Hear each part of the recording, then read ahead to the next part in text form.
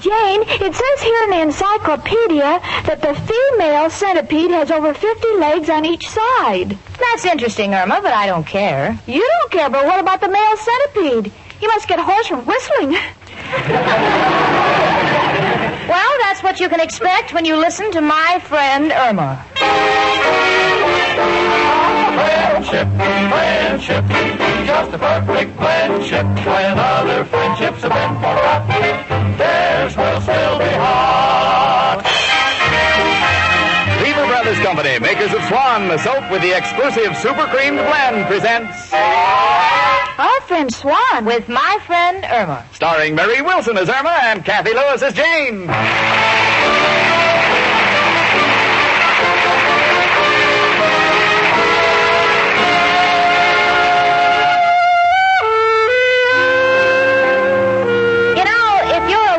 Gal struggling to get along, that 5:30 whistle is the prettiest music in the world. Why? Because after a murderous day of listening to the dictaphone, typing on my Remington, knocking myself out, answering phone calls, I long for that peace and quiet of home. But if you live with Irma Peterson, you can't wait until the office opens again. This may seem like a pretty tough attitude, but these are the things that bring it on. Right now, Irma is sitting cross-legged on the floor. In front of her is a jigsaw puzzle. It's supposed to be a farmhouse. Personally, I feel sorry for the farmer because the way Irma's fitted the pieces together, he'd have to go down in the cellar to fix a leak in the roof. Irma. Yes, Jane? You know, honey, it's none of my business, but don't you think it's rather odd to have the cow laying an egg? The farmer's wife grazing in the field? And the farmer pulling the plow with the horse driving? Well, it's not my fault, Jane. I wish when they made these jigsaw puzzles they wouldn't use such crooked scissors. Where does this last square piece go? Goes in your mouth, honey. It's a cookie. It fell off the table. Well, Jane, this is a fine time to tell me. I think I've eaten the chimney. Oh, I'm missing a piece. Look, sweetie, before I go to pieces, too, would you tell me if there was any mail for me? Oh, yes, Jane, there's a letter for you on the table. Here. Oh, thanks, honey. Why do you have your eyes closed? The envelope is marked personal. Thank you, Emily Post. Irma! What, Jane? Irma, it's happened. What's happened? They've accepted me for membership in the New York Professional Women's Club. Gee, Jane, you're taking an awful chance. Look what happened to that friend of ours when he joined a club. He was sent away for 10 years. You're a little clouded up, honey. He wasn't sent away for joining a club. He was sent away for using one. Irma, honey, do you feel badly about my joining the club? Well, a little, Jane, because, gosh, I always thought that you and I would always stick together, you know, like a pair. Like the Three Musketeers. A pair like the Three Musketeers? Yes. Oh, you mean like you and Al and I are a trio, like the four Marx Brothers? Oh, don't be silly, Jane. We're not all boys. Look, honey, my joining the club has nothing to do with our friendship. That will always remain. Besides, you don't have time to join a club. You see Al 7 nights a week. Well, I stopped doing that, Jane. I'm only going to see him 6 nights a week. I want to play hard to get. Now, look, sweetie, let's not make a big issue out of this, huh? It's only 1 night a week, and it's not serious enough to break up our friendship. So let's just drop the subject. Okay, honey? Oh, it's okay with me. I wonder what's become of Janie. That old pal of mine cannot keep. Oh. Irma, stop with the dramatics. I thought you said you'd forget the whole thing. I will. I don't care what you do. Well, if you don't care, what are you crying about? If you really like me, you'd get me into the club, too. All right, you asked for it, so I'll tell you. I was trying to let you down easy, but here goes. I cannot get you into the club because I don't want to go through what I did when I got you to knit sweaters for the Red Cross. Well, I thought my sweaters were very attractive. They were, but you very seldom see a sailor with 6 arms. Well, My girlfriend Amber Lipscott says it seems that way every time she goes out with one. Come in. It's only me, Professor Kropotkin. Hello, Janie and Irma, my two little telephones. One busy, the other disconnected. Excuse me, a little joke I read on the wall of a telephone booth. Professor, why are you looking so miserable? Girls, I don't know how to tell you this, but my heart's broken. Mrs. O'Reilly has fallen in love with somebody else. Oh, you don't mean it. It's a fact. Oh. Well, I don't know what to say, Professor, but, gee, you mustn't take it so hard. I can't help myself. The man is a close friend of mine. He's always been sickly, and a thing like this will kill him. But the whole thing has taught me a lesson. What's that, Professor? You should never mix love with business. The whole time I was courting her, she didn't do one thing to fix my room. But I was in love. I didn't notice. To me, the rain from the roof was nectar from the clouds.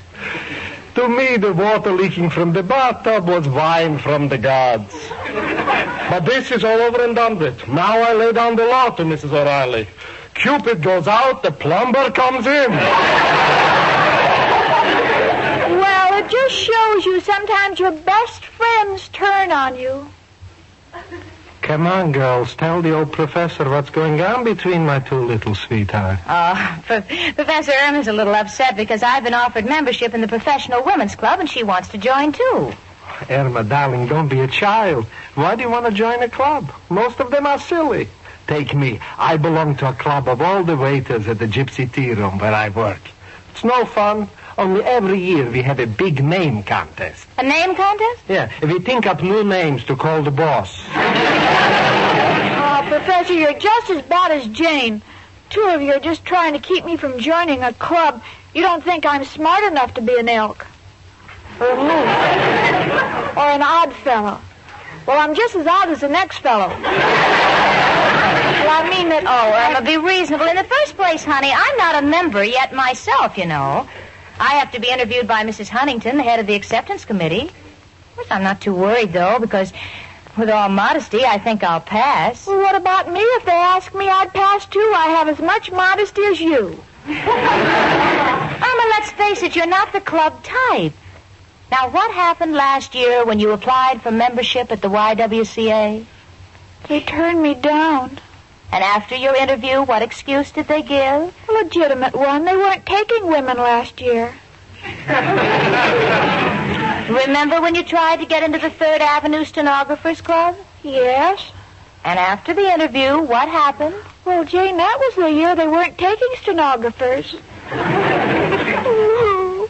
I'm just a misfit. Oh, my darling, don't cry. I had the same experience last month when I tried to join the Lions. What happened? They told me this was the year they are just taking Lions.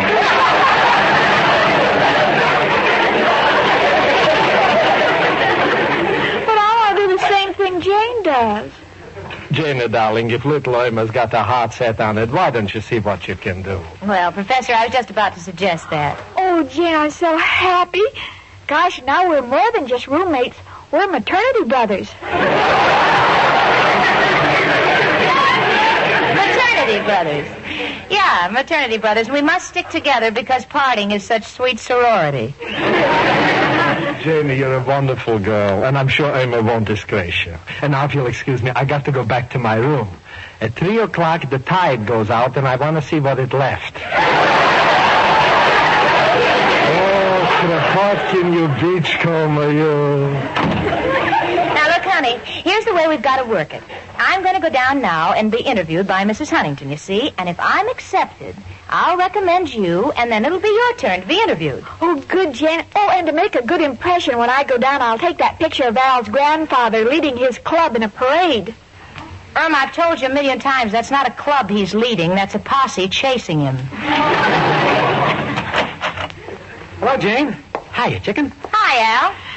Hello, Al, honey. You mind if I sit down? I'm all in. Why, someone mentioned the word work to you? Jane, I don't think it's wise for you to taunt a man that's on the verge of closing one of the biggest deals of our time. Maybe of all time. Oh, Al, Al, not another deal. Well, sure. But, Al, I haven't gotten over your last one. Now, there was really a great idea. Adding hair to coconut shells so you can sell them for toupees. Well, that deal didn't quite work out. A lot of the boys wanted permanent waves. But I got one now that can't miss. It's a domestic-type deal, and natural for married men who stay out late. Well, what is it, Al, honey? It's a lapel flower with a bulb attached filled with chloroform. So when you come home late at night and your wife asks where you've been, you squirt it and say you just come from the hospital visiting a sick friend.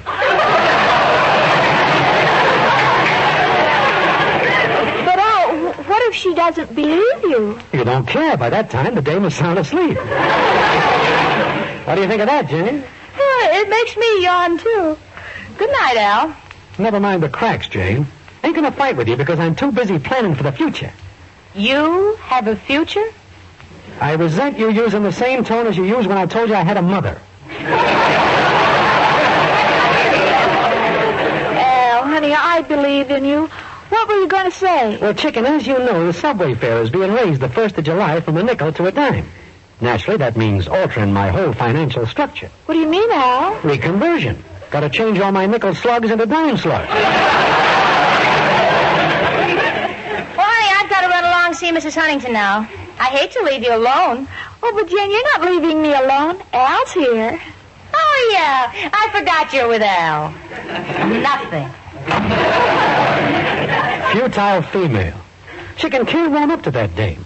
And one of these days I'm going to change this atmosphere. What do you mean, Al? When we get married, I'll move in here and edge her out. Little by little. Now, Al, honey, one thing I insist on. I love Jane. I won't permit you to talk about her that way. I admit she's got a sharp tongue, but she's got a good head on the end of it. Well, maybe you're right. Jane's a pretty good kid. It's just that I'm all on edge. Must be nervous. Oh, Al, what can I do about it? Get me 3 or 4 sandwiches. Relaxes me. No coffee. It'll ruin my whole day. Keeps me awake. All right, Al, honey. And while I'm making you the snack, Al, I'd like to tell you about the club that Jane is going to try to get me into. Mrs. Huntington, I guess that about covers it. From business college, I went to work for Mr. Rhinelander, and I've been there ever since. Well, Miss Stacy, allow me to congratulate you. You have an excellent record, and it's a pleasure to welcome you as a member of our organization. And, by the way, Jane, do you bowl? Why, yes. Good. We're having a tournament tonight, and we'd like to have you try out for it. Our team is a little weak. Oh, I'd love to. I wonder if I might ask you a favor. I room with a girl named Irma Peterson. She'd like very much to join the club, too. Is there a chance? Well, as a matter of fact, there is. I turned down an applicant this morning, a Miss McHugh. Oh, that's too bad. I mean, I'm glad for Irma, but I'm sorry it has to be at the expense of someone else. Well, you know the requirements of the club. And, frankly, when I interviewed this Miss McHugh, she turned out to be the dumbest girl I ever met.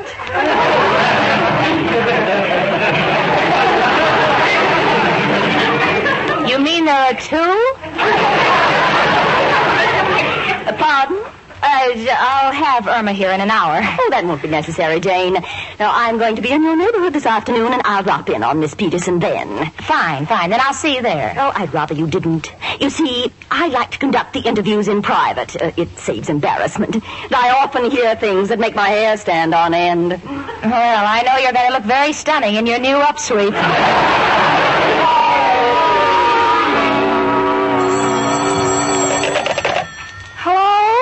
Sweetie, I just left Mrs. Huntington. She's going to drop in on you this afternoon. Oh, that's wonderful, Jane. What shall I do? Well, first of all, get rid of Al. Mrs. Huntington doesn't like anyone around during the interview. Oh, but I'll need someone to help me, and Al knows all about interviews. Irma, the only interviews he'd be familiar with are the ones where 2 people are separated by a screen with a guard standing by. If you want to become a member of the club, now let Mrs. Huntington do the talking. You just listen. And remember now, honey, she's an important person, someone to look up to. All right, Jane, I'll sit on the floor. Goodbye and good luck, Irma Peterson. What's the matter, chicken? You look upset.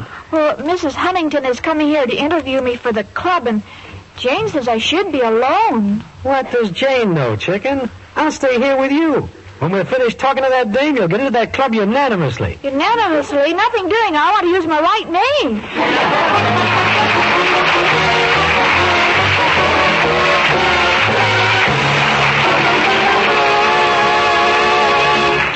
Say, lady, just feel a cake of Swan. It actually differs from other soaps. It feels smoother. As Susie Swan says, it's a smoothie. It's a smoothie, it's a cake of Swan. You can feel that super cream blend. You can feel the difference in it. You can tell it in a minute. It's a smoothie. That's Swan.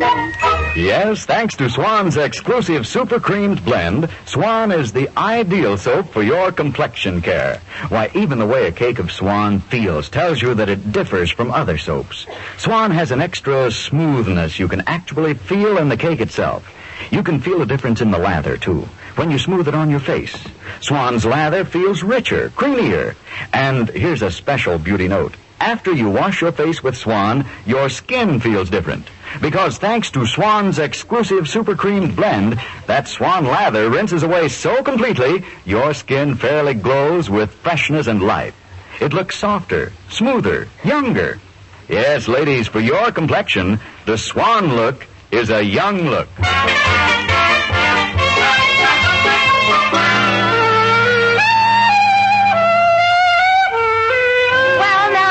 Full-fledged member of the Women's Professional Club. I've reported to the captain of the bowling team, and for the past hour I've been practicing. With my first ball, I knocked over 6 pins. Guess I'm a little rusty. You see, the pins were in another alley. Gee, I'd like to go home and relax, but I can't because Irma's being interviewed by Mrs. Huntington. I hope she gets into the club. I think she might make it because Irma's a sweet kid as long as she's not under the influence of Al. Now, look, chicken, you're a lucky girl that you got me to influence you. Oh, I realize that, Al. Now, this Mrs. Huntington will be here any minute, and I want you to be calm. Oh, but I'm so nervous, Al. Well, why, chicken? Haven't you ever belonged to a club before? Well, when I was a little girl in Minnesota, I was a campfire girl. Yeah. Did you do anything to make them remember you? Yes, I burned down the fire. Well, you see, I have to cover up for you, chicken. And so that Mrs. Huntington will think that you're hep to clubs, I will teach you a secret handshake. Now, this handshake starts out just like any other, but as you pull your hand away, you gently squeeze the fingers of the other person's hand. Now, let's try it. All right. I shake your hand like this, then I squeeze. Oh, I got your ring in my hand. Taught you the wrong handshake. Well, Mrs. Huntington will be here any minute, and I just don't know how to behave. Oh, gosh, I can't go through with this. Chicken, you're getting excited over nothing. Just treat her like she was an old friend of yours. Now, what would you say if you just bumped into an old friend? Excuse me. No, chicken. Just say, hello, Mrs. Huntington. I'm glad you dropped in. Sorry the place is such a mess, but with so many clubs giving you the rush act, you haven't had time to clean up. You got it? I think so. Just a minute. Let's see. Glad you dropped in. Place such a mess. Clubs, rush act. Haven't time to clean up. Got it. Come in. How do you do? I'm Mrs. Huntington. Hello. I'm sorry you haven't had time to clean up. Chicken. Oh, I'm sorry. I've been rushing so, well, you know how it is getting ready for a mess. Girl has a great sense of humor, Mrs. Huntington. Won't you have a seat? Thank you. Are you Miss Peterson? Yes, thank you. And this is Al. He's my fiancé, thank you. Delighted. Thank you.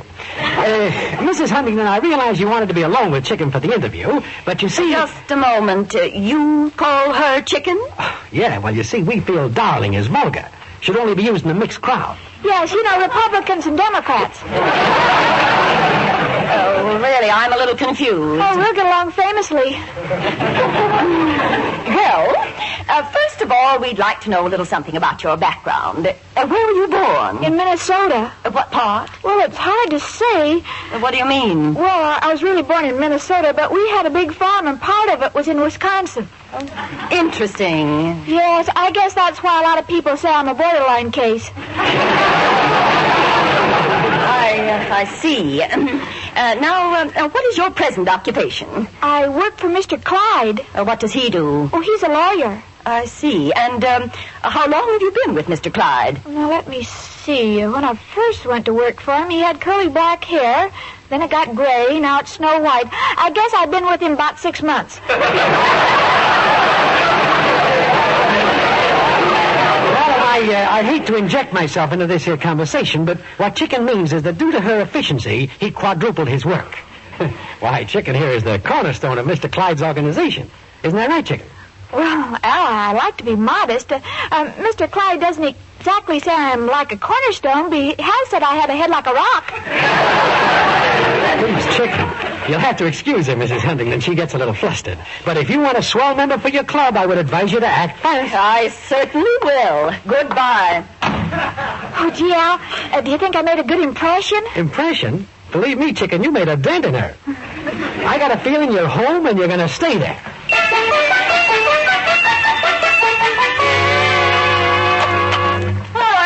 Oh, Jane, I'm dying to tell you the good news. And Mrs. Huntington was here, and Al says I'm home.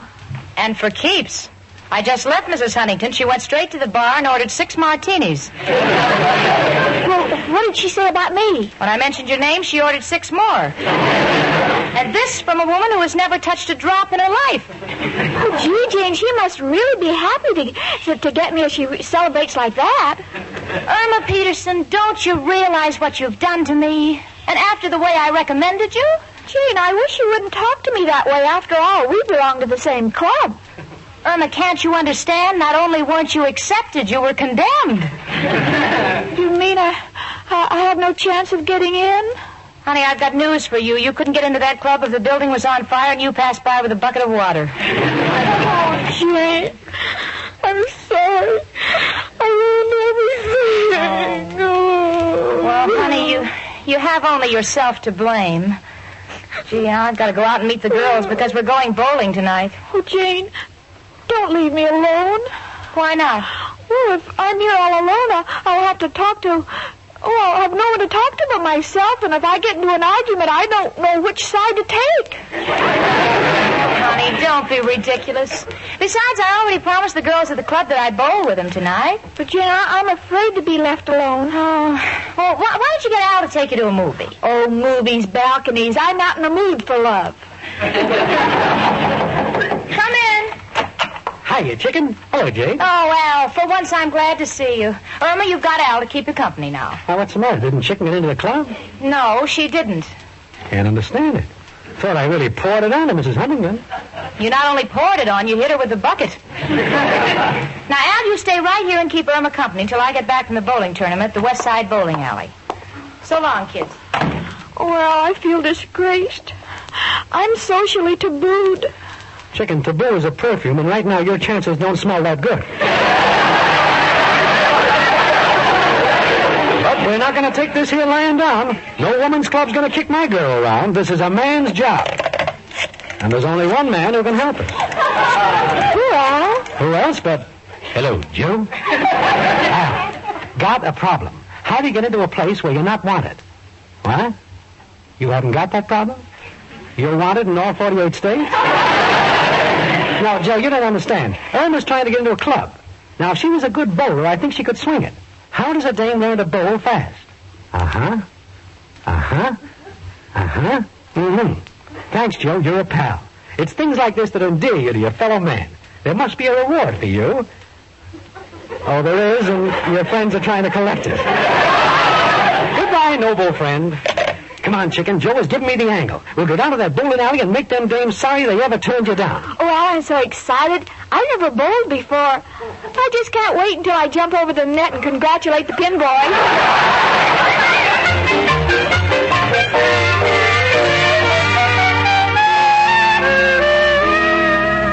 Well, I'm at the bowling tournament, and what's going on, I can't begin to describe. The entire crowd is at the far alley watching the greatest bowler you have ever seen. And who is it? Irma Peterson. Now, this I can't understand, because not only has Irma never bowled before, but the one time I took her to a bowling alley, she refused to even lift the ball because she said it was imperfect, it had holes in it. And now there she stands. She's winding up like a cross between Bob Feller and a broken windmill. And there goes the ball. And there go the pins. All of them. And that makes her 5th straight strike. Well, I couldn't understand it, so I said, Irma, where did you learn to bowl like this? You're just sensational. And Irma said, Oh, it's easy. I just throw the ball and close my eyes. Close your eyes? Yes. But why? If I hit anybody, I don't want any witnesses. Not only has this knocked me off my pins, but the president of the bowling team has come over and said... Miss Stacy, forget about Mrs. Huntington. We want your roommate to bowl on our team tonight. Now you tell her that she's admitted to the club and get her to sign this application blank, and we'll lead her off in the tournament right now. All right, you're the president. Irma, I have wonderful news for you. What is it, Jane? Irma, you've been taken into the club. But I've got to know one thing. Why is it that no matter where you roll the ball, all the pins fall down? Well, don't ask me. Ask Al. He's the pin boy.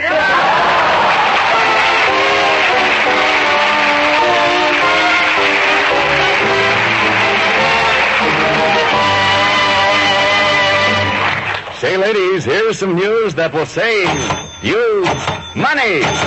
Yes, it's the Lever Buy 2 sale. Listen, you can save 50% on a modern heavy-gauge aluminum saucepan. A 2-quart saucepan with a cover that's so useful in your kitchen. It's made of fine 18-gauge aluminum. And what's more, this beautiful saucepan has a no-twist handle. And both the handle and the cover knob are made of no-burn Bakelite. And here's the good news. This gleaming saucepan of regal aluminum ware is worth $2, but you can get it for $1 if you take advantage of the Lever Buy 2 sale. Here's all you do to get it.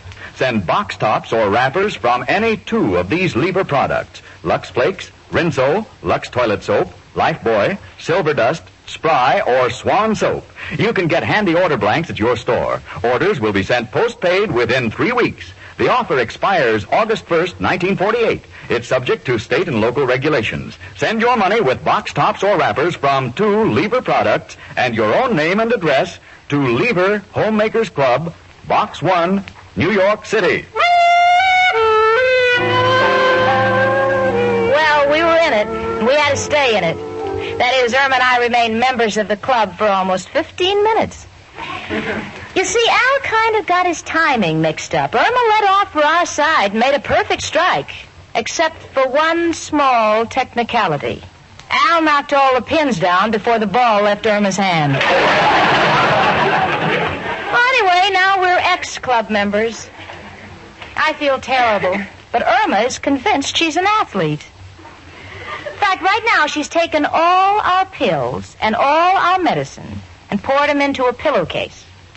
For goodness sakes, Irma, what are you doing? Well, I'm going into training, and I'm making a medicine ball. You know, speaking of medicine, there's nothing that will ever cure my friend Irma.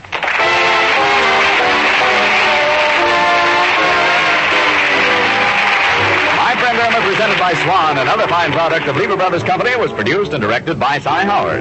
Tonight's script was written by Cy Howard and Park Levy and starred Mary Wilson as Irma and Cathy Lewis as Jane. The part of Professor Kropotkin was played by Hans Conried. Ladies, listen. The shortage of fats and oils is still very serious, and it's worldwide. So please keep on saving every drop of used kitchen fat. Your butcher will pay you for every pound. Frank Bingman speaking. Spry. Cakes are light and high. Spry. There's a reason why. Spry. Cakes improve with Spry.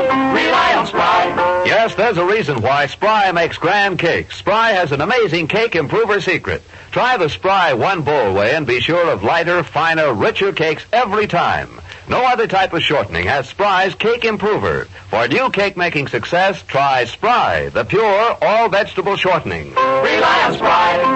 S-P-R-Y. Rely on Spry. Tune in next week, 1 hour earlier, and listen to the Lux Radio Theater, immediately followed by My Friend Irma. This is CBS, where 99 million people gather every week. The Columbia Broadcasting System.